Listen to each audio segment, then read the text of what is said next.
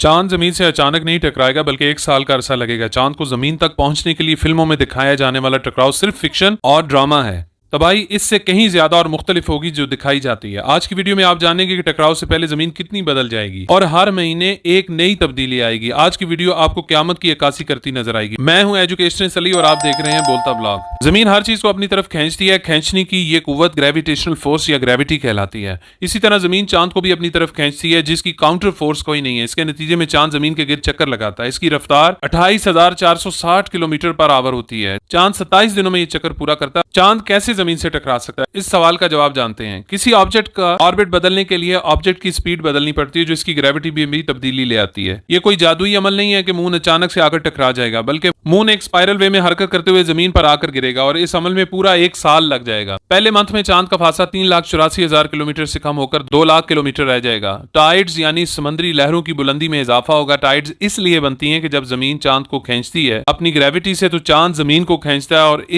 इस तरह लहरें बनती हैं जैसा कि जमीन भी मुसलसल हरकत में होती है। और यह हरकत ना सिर्फ सूरज के गिर्द रोटेशन की शक्ल में होती है बल्कि अपने एक्सिस के गिर्द स्पिन मोशन की शक्ल में भी होती है। ओशंस के लो टाइड पार्ट से जमीन कुछ कॉन्ट्रैक्ट होती है और एक एलिप्टिकल शक्ल बनती है। चांद की ग्रेविटी और जमीन की स्पिन मोशन की वजह से समंदरों में रोज टाइड्स बनती हैं जो कम से कम आधा मीटर तक बुलंद होकर खत्म हो जाती हैं। लेकिन पहले माह में जब चांद आधा फासला तय कर चुकेगा, इन लहरों की बुलंदी 4 मीटर तक पहुंच जाएगी और हर रोज समुद्री पानी का सैलाब शहरों में आएगा। हर रोज सैलाब आने से शहर नमकीन पानी से भर जाएंगे। दूसरे माह में चांद का जमीन से फासला 2 लाख किलोमीटर से कम होकर 1,33,000 किलोमीटर रह जाएगा और अब चांद 2/3 फासला तय कर चुका होगा और टाइड्स 10 मीटर तक बुलंद हो रही होंगी। बिलियन की तादाद में लोग साहिली शहरों को छोड़कर जा चुके होंगे। कश्तियां पूरी तरह अपनाई जा चुकी होंगी। सामान की तरसील भी बोट्स के जरिए होंगी। ग्लोबल कम्युनिकेशन डिस्ट्रक्ट हो जाएगी। जैसा कि 95% इंटरनेट केबल्स के जरिए समंदर के अंदर से डिस्ट्रीब्यूट होता है, जबकि लैंड पर टर्मिनल्स भी मुतासर होंगे। बारिशें शदीद होंगी और तमाम रिफाइनरीज बंद हो जाएंगी। तीसरे माह में चांद का फासला 1,33,000 किलोमीटर से कम होकर 1 लाख किलोमीटर रह जाएगा। चांद इतना करीब हो जाएगा कि कम्युनिकेशन और नेविगेशन सैटेलाइट से राब्ता टूट जाएगा और सैटेलाइट आउट ऑफ कंट्रोल हो जाएंगे।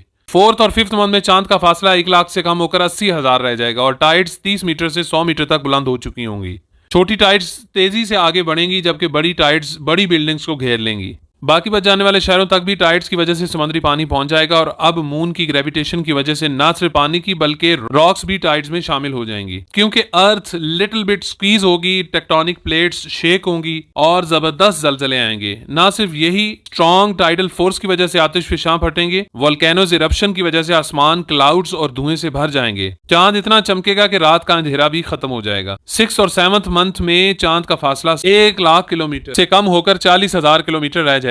आधे साल के बाद मून इस ऑर्बिट में दाखिल हो चुका होगा जहां जियो सिंक्रोनाइज्ड सैटेलाइट चलते हैं। इस स्टेज पर मून हाफ जमीन पर तो नजर आएगा लेकिन दूसरे हाफ पर नजर नहीं आएगा। क्योंकि जमीन की ग्रेविटी मून से 6 गुना ज्यादा है, इसलिए अब मून पर बड़ी चेंजेस आएंगी। मून में स्ट्रेचिंग होगी, रॉक्स में क्रैक्स आएंगे, मून अपनी शेप चेंज करेगा। 8th से 11th मंथ में चांद का फासला 40,000 किलोमीटर से कम होकर 10,000 किलोमीटर रह जाएगा। जमीन पर वोल्केनिक इरप्शन बहुत बढ़ जाएगी। जलजले शदीद से शदीद तर हो जाएंगे। वोल्केनिक डस्ट और एरोसोल्स स्ट्रेटोस्फीयर तक पहुंच जाएंगी और सनलाइट को रिफ्लेक्शन से वापस भेज देंगी। रैपिड एक्लिप्सिस होंगे, मौसम शदीद सर्द होना शुरू हो जाएगा और फिर रैपिड ग्लोबल कूलिंग होगी। 12th मंथ में आखिरी 10,000 किलोमीटर का फासला तय होगा। मून की अपनी ग्रेविटी अर्थ की स्ट्रॉन्ग और 6 टाइम्स हायर ग्रेविटेशनल पुल की वजह से काम नहीं करेगी और मून टुकड़े टुकड़े होना शुरू हो जाएगा। मून डस्ट जमीन के गिर्द खूबसूरत रिंग्स बनाएगी जैसे कि सैटर्न के गिर्द हैं। अब जमीन की अंधेरी रात खत्म हो जाएगी और सूरज शुरू होगा, लेकिन आसमान पर मून डस्ट के रिंग्स नजर आएंगे। अब एक नई सुबह का आगाज होगा। लोग जो सरवाइव कर जाएंगे वो जमीन को दोबारा से आबाद करेंगे। सिविलाइजेशन की रीबिल्डिंग हो पाएगी या नहीं, कुछ नहीं कहा जा सकता। ये मैथ्स और फिजिक्स के लॉज हैं जिनकी मदद से आप सारी कैलकुलेशंस कर पाते हैं।